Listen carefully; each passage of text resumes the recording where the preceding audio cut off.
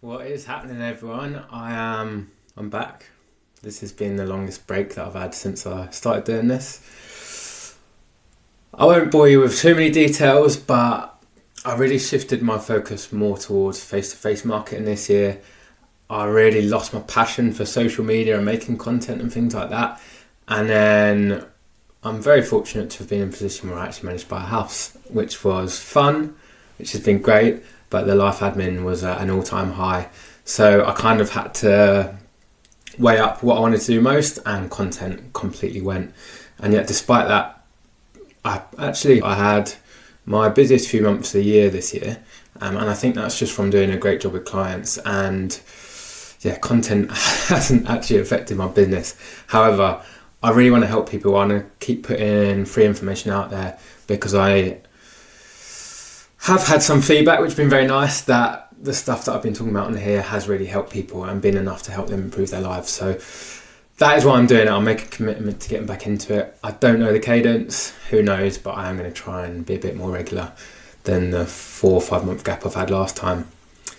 So we are back with one that was actually a bit of a request from social media. Now I put a bit of a poll up. Turns out I've lost the ability to speak since it's been gone. And within the poll, the thing that came up as like the most popular topic was how to work out your calories. So that's what we are doing today. Now, just as a preface to this, not everyone should be tracking their calories. For some people, it can be quite damaging, can be quite triggering. If someone does have disordered and obsessive eating habits, then for me, adding in weighing out your food, writing it all down is really something we don't want to do at all.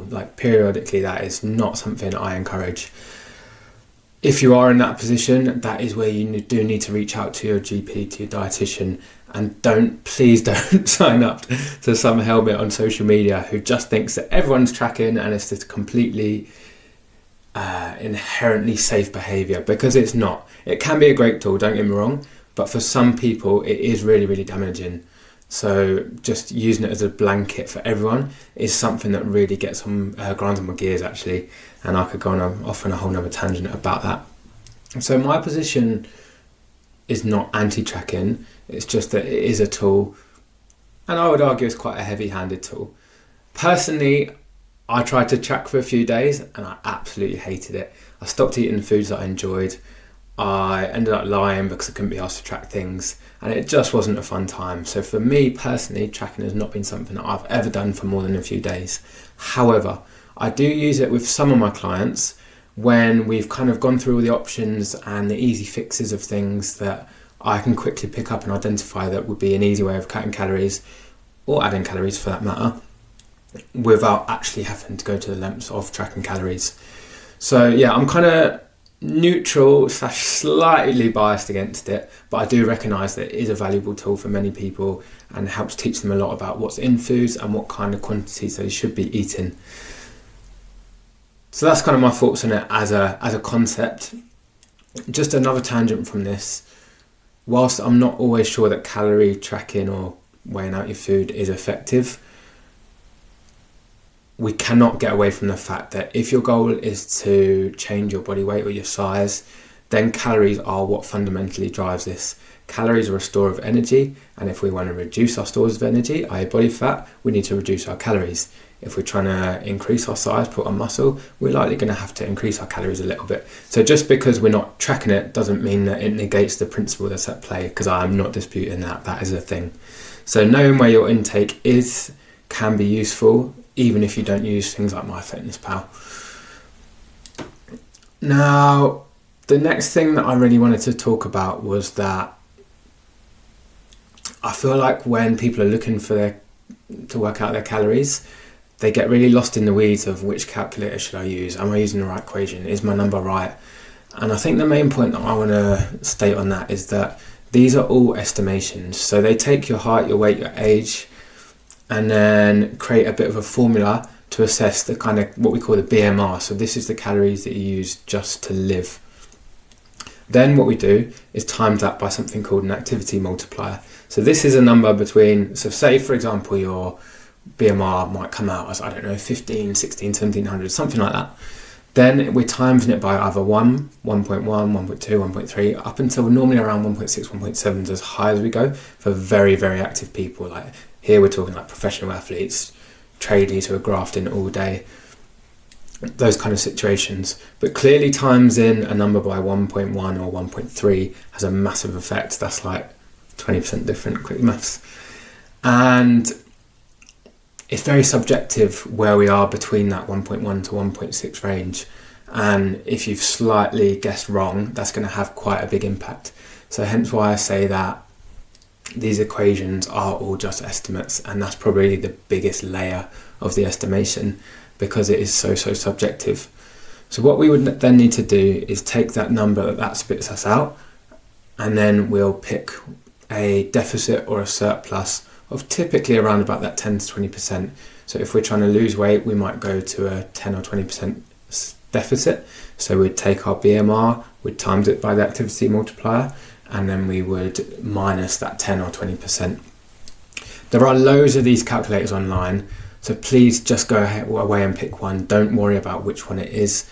Like I said, they're all covering various layers of estimation, so just pick one. I am going to leave a little prompt in the show notes, so I'll put a link down there after this. And then the most important thing from that is to then just test it.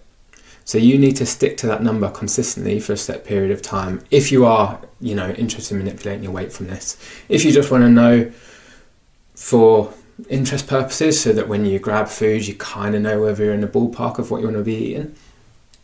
But if you are someone who is looking to lose weight or gain weight, then you do need to pick a number, stick to it consistently, and monitor the impact that that has on your body weight. So you will need to weigh yourself for a set period of time to assess if it's working. Then obviously if your weight is, say for example you're trying to lose weight, if your weight isn't budging, then we know that we need to reduce your calories. Just as I said that, I thought of one more thing. We need to be very sure that we're consistently getting our food intake right as well. So that is where the precision of your weigh-in, making sure you're not having the odd sort of scoops of things here and there, grabbing some of your kids' food, getting a coffee that you forgot to input. Because we need to be very sure that we are adhering to what we think we're eating in order to know whether the calorie equation is right or wrong, because then we can adjust. And I know that is a lot going on there, and that is why my general bias is not so much towards tracking. But if you are going to do it, you do need to be quite precise if you are wanting to quite accurately work out where you're at.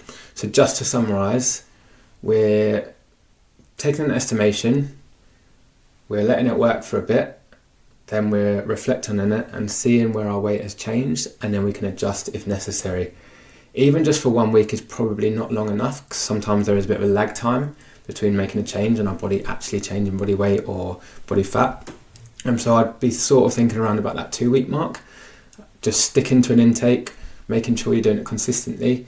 You're not having those blowout on the weekends as well. And I suppose on that, it is our weekly averages that matter. So even if you are hitting that number 6 days out of 7, but then on that 7th day it's wildly different, unfortunately that is going to change your average. So until we're getting very, very consistent, we can't necessarily know where that number is at. So that is actually everything I wanted to talk through. So it's not a magic tool, it's not going to solve everything, but it's also not worth stressing about. Because there are so many layers of estimation. The most important thing is just to pick something, roll with it, and then reflect and adjust after that. Like I say, I'll put a prompt in the show notes here, and hopefully I'll be back in touch with you soon. Not really back in touch, is it? I'll just be talking to you. It's a one-way conversation really.